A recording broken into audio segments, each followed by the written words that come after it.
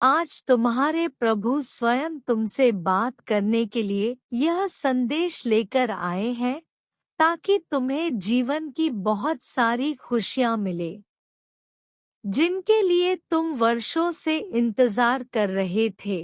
तुम्हारा बुरा समय अब समाप्त हो चुका है और अब तुम्हारा अच्छा समय शुरू होने वाला है, किंतु तुम्हें कुछ सावधानियां बरतनी होंगी ताकि जीवन में कभी तुम कैसे कार्य ना करो जिसके परिणाम बहुत बुरे हो। मेरे बच्चे, इसलिए ही संदेश तुम्हारा सुनना बहुत आवश्यक है। आज तुम्हें जो बातें मैं बताऊंगा वह तुम्हारे जीवन को निश्चित रूप से बदल कर रख देगी और मैं तुम्हें वचन देता हूँ, तुम्हें इस संदेश के अपने अंदर स्वयं ऐसा अनुभव होगा कि वह सब कुछ होना शुरू हो गया है जो तुम पाना चाहते थे। तुम्हें अच्छी खबर मिलना शुरू हो जाएंगी और तुम्हारे अधिकतर कार्य बनना भी शुरू हो जाएंगे।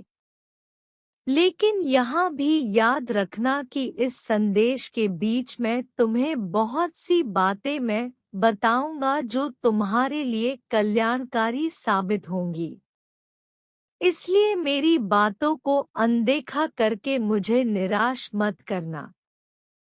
तुम जो भी पाना चाहते हो वह तुम्हें मिलना शुरू हो जाएगा और यह सब देखकर तुम्हारे होश उड़ जाएंगे, क्योंकि तुम स्वयं पर विश्वास नहीं कर पाओगे कि तुम्हारे जीवन में ऐसे क्या परिवर्तन हो गया है जो तुम्हें सब कुछ प्राप्त होने लगी है। लेकिन इसको पाने के लिए तुम्हें कुछ उपाय करने होंगे जो मैं तुम्हें बताऊंगा। मेरे बच्चे, मैं तुम्हें खुशियां तभी दे सकता हूँ जब तुम अच्छे कार्य करो। यदि तुम बुरे कार्य करोगे तो तुम्हारी खुशियां भी मैं तुम्हें नहीं दे पाऊंगा। अब बस तुम्हें अपने प्रभु पर विश्वास करके अच्छे कार्यों को करना शुरू करना होगा। मेरे बच्चे, सबसे पहली गलती जो तुम करते हो वह यह है कि तुम मुझसे प्रार्थना तो करते हो, लेकिन तुम यहाँ नहीं सोचते कि प्रार्थनाएं भी असर तब करती है जब तुम अपने सपनों को पाने के लिए वह कार्य करो जिससे बस अपनी पूरी हो सके। लेकिन तुम ही सोचते हो कि मैं केवल अपने प्रभु से सब कुछ मांग लूं, परंतु बैठे बैठे मुझे सब कुछ प्राप्त हो जाए। मेरे बच्चे, यह संभव नहीं है। जब तक तुम कड़ी मेहनत नहीं करोगे तब तक तुम्हें पर कैसे मिलेगा।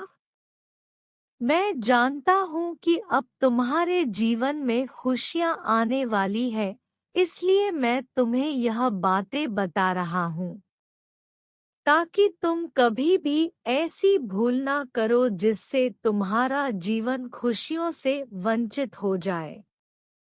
जब तुम मुझसे कुछ मांगते हो तो मैं तुम्हें प्रदान कर देता हूँ, परंतु तुम सोचते होगे कि यदि मैं तुम्हें प्रदान कर देता हूँ जो तुम पाना चाहते हो तो तुम्हें क्यों नहीं मिल पागा।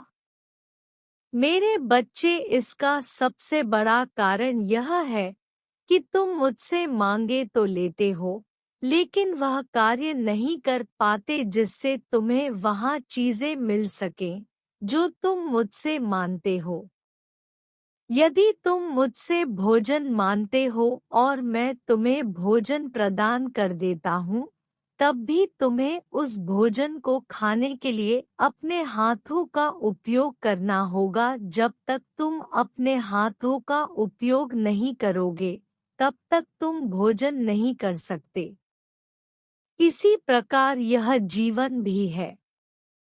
इस जीवन में तुम्हें सब कुछ प्राप्त हो सकता है, लेकिन वह तभी संभव है जब तुम उसे पाने के लिए उन कार्यों को उचित ध्यान से करो जिन चीजों से तुम्हें वहाँ सब कुछ प्राप्त हो सकता है। मेरे बच्चे, मैं तो सदैव यह चाहता हूँ कि तुम्हारे जीवन में कभी किसी भी प्रकार का कोई दुख ना रहे, किंतु यदि तुम अपने दुखों को दूर करने के लिए कार्य नहीं करोगे तो यह कैसे संभव है कि तुम्हारे दुख दूर हो जाए? जब कभी तुम्हें जीवन में कुछ बड़ा हासिल करना हो तो उसे हासिल करने के लिए तुम्हें बड़े कार्य करने पड़ेंगे, क्योंकि यहाँ तुम भी जानते हो किसी भी चीज को पाने के लिए तुम्हें कार्य करना अति अनिवार्य होता है। यदि तुम कार्य नहीं करते तो तुम किसी भी चीज को नहीं पा सकते। अगर तुम एक ही जगह पर बैठे बैठे यह सोचोगे कि तुम्हें सब कुछ प्राप्त हो जाए तो तुम्हारी सबसे बड़ी भूल है। शांति से बैठे रहने से कभी भी कुछ प्राप्त नहीं हो सकता। मैं तो महाकाल, मेरे लिए किसी भी चीज को कर पाना पल भर का काम है, लेकिन उसके बाद भी मैं इस सृष्टि को सजा चलाता हूँ। यदि मैं हूँ भी इस सृष्टि को चलाना छोड़ दूं, तो मेरे बच्चे इस पूरे ब्रह्मांड में जीवन भर जाएगा, क्योंकि मैं ही एक ऐसी शक्ति हूँ जो तुम्हारे जीवन को चला रहा हूँ। यदि मैं भी अपना ही कार्य करना छोड़ दूं तो तुम्हारे जीवन से सदा के लिए सब कुछ आ जाएगा। इस बार आपके समर्थन में बदल रहा है, क्योंकि मैं चीजों को आपकी ओर बढ़ा रहा हूँ। प्रवेश द्वार खुलेंगे, संपर्क बनेंगे, उद्देश्य सिद्ध होंगे, साथ ही नए खुले द्वार सामने आएंगे। आपने जो पीछा किया है उसके लिए रुकने, प्रार्थना करने, खड़ी होने, स्वीकार करने और खड़े होने के बीच यहाँ माननीय हो रहा है। महादेव जी आपको एक महत्वपूर्ण चेतावनी दे रहा है और कह रहा है कि आपके घर में अब आपकी प्रशंसा नहीं की जा रही है, क्योंकि किसी ने आपके बारे में कुछ गंभीर धर्म फैलाए हैं। आपका परिवार आपको गलत तरीके से पेश कर रहा है, क्योंकि वह सोचते हैं कि आपने वास्तव में भयानक और भयानक कर्मों का नेतृत्व किया है। आप इस बात पर थोड़ा ध्यान दे रहे हैं कि आपके खिलाफ भी आरोप निराधार है और किसी ने जानबूझकर उन्हें लगाया है, उस व्यक्ति पर उनकी निर्भरता के कारण और जहां तक आपका संबंध हो सकता है, उनके विकासशील तिरस्कार के कारण आपका परिवार आपको अपने घर तक पहुंच देने से मना कर रहा है।